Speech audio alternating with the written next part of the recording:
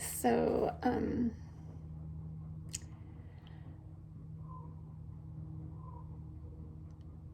I felt the urge to make another video. And, I guess I just want to document this point in my life in hopes that it gives other people at some point in their life the flame, or maybe I can be the fan that fans their flame when life breaks open. I'm not ready to share what's really going on in my life right now, but my life has deeply broken open in unimaginable ways. When I least expected it to, which often happens. And it's painful, it's scary, it's heartbreaking, and it's wonderful and beautiful and joyous. And it's in those tensions that I have come to realize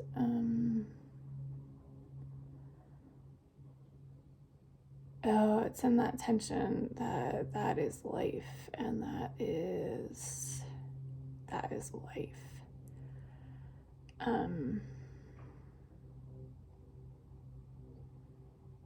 And I never realized that before, but that is life. And I think when life breaks open, we don't know what to do a lot of times. We're supposed to have it all together, and a lot of times these instances happen that we have no control over, and it is only our own response that we have control over, and how we live it out. No one talks about these things, I feel like. I think we're starting to more, the difficulties in life, the tension in life. But I wanted to talk about it and give some light to it, and just talk about it. I'm starting to talk about things.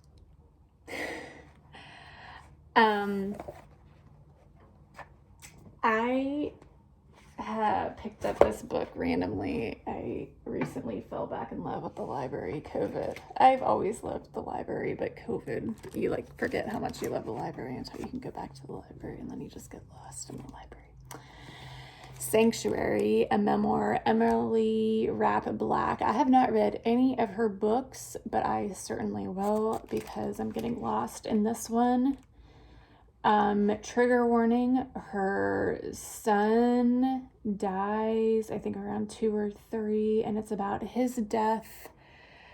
And then she goes on to have another child, and the juxtaposition of those two things in her life, which similar but not completely my situation, but the juxtaposition is, and I think a lot of times when you're going through grief, you don't know if you literally, if you will be able to handle it, if your body will be able to handle it, if you will be able to get through it. And there are times when you want to just escape, be done, end it. And this was leading up, in this book, I'm going to read a passage. It was leading up to her son's passing. They knew that he wasn't going to be around much longer.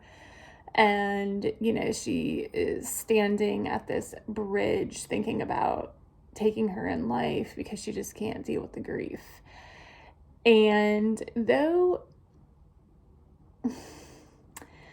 that isn't a thought of mine, I want to say we all have that thought in taking our own lives, and we take our own lives every day by not living our true identity and not living into the divine self that God has created us to be. And in doing that, we are taking our own life. If we're living against what we think the world needs to be and what society thinks we should be and what our church culture says we should be, we are therefore taking our own life, obviously not in a suicidal way, but in the way that we're not living how we are being called to live.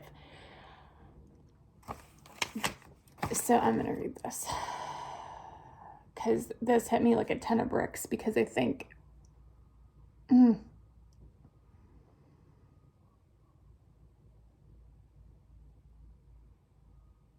grief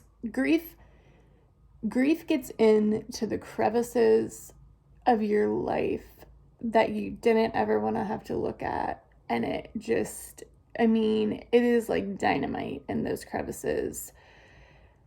And I didn't have to kill that girl on the bridge. My trepidation and my sadness lived out in the world, which I began to notice and experience in a new way, would teach me how to be a part of it again. I carried my fear of the world, and it became my teacher. Maggie Smith.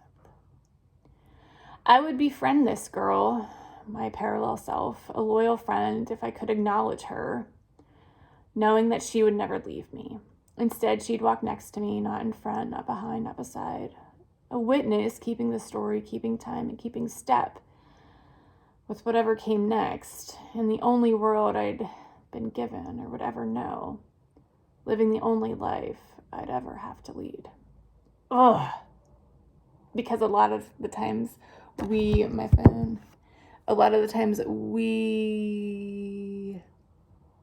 are scared of that girl. We're scared of who we really are. It's easier not to befriend that girl, and it's easier to deny the true self and to cover. It's like, how many batches of buttercream icing do we need to make, folks? Because we're just trying to shove, cover.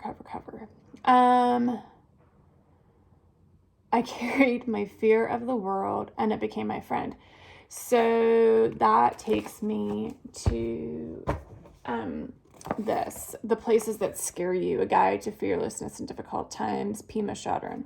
So this is a Buddhist book, and I am not Buddhist, but I think, I think all religious sects have interesting qualities, and I do kind of think that they all lead back to one, and that's a whole nother thing. So here we are, where we're saying,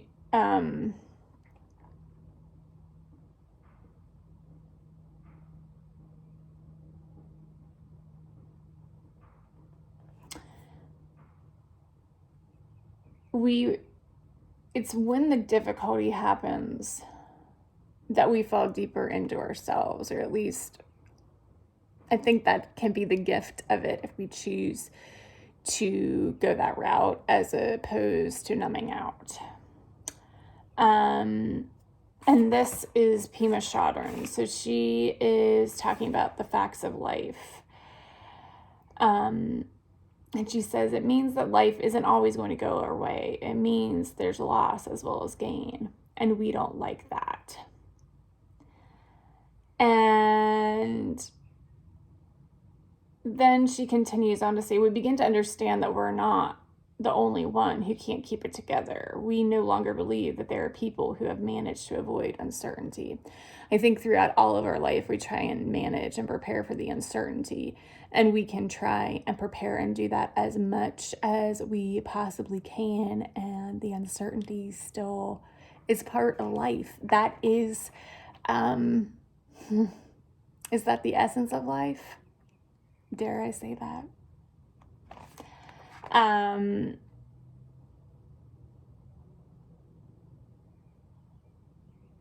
It is our capacity to relax with not knowing, not figuring everything out, and not being at all sure about who we are.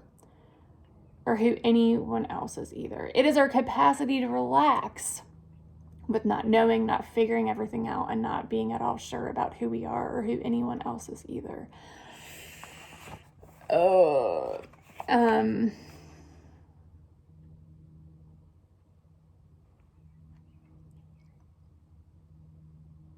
Can we be on the bridge, hanging over the bridge, without any control of any of these situations and be okay? Can we be hanging over the bridge and still choose to honor the divine within us that through the suffering, the immense pain of our world situations, that we may become aware of more of the divine living within us. So whatever you're going through, it may be simple, it may be not simple. Those feelings can still be the same. If it's a simple, scary thing, scary is scary, and all are valid.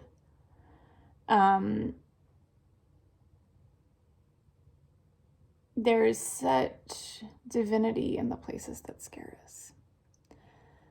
And I just pray that you